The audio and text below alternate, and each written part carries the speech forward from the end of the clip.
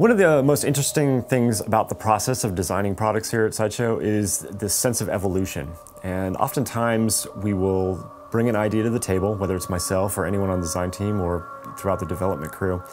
And it's interesting to see that it may start at one juncture, and where it ends up is sometimes kind of radically different in a really great, interesting way.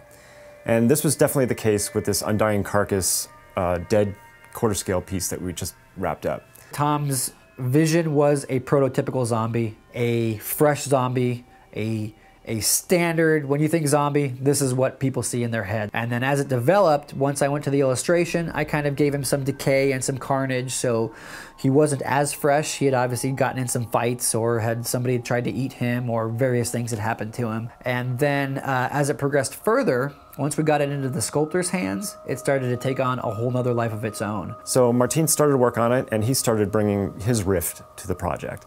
And slowly but surely, the Undying Corpse went from kind of being in a mid transformation to being kind of in a just hardcore, rotted right down to the bone, skin peeling back off the skull, really kind of evoking an old kind of EC Comics zombie kind of a look.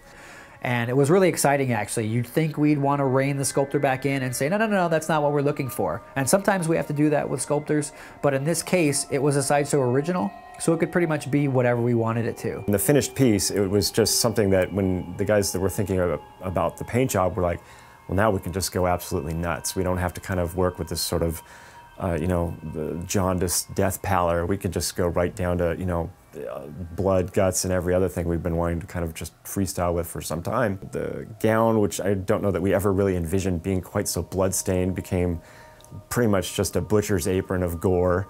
And you know, the end piece had some interesting nods to other characters that have kind of populated the Dead universe. We're kind of continuing the story that we started to tell with our 12-inch Street Prophet Dead figure. He's holding the sign that says the end is near, and we took that same sign and we put it on the base of the Undying Carcass. With the, you know, the end is near sign is kind of a throwback to the Street Prophet.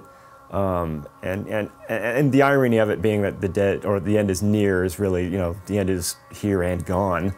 Just brought in a little extra element of storytelling to the piece that, you know, it just made the whole thing sing for us.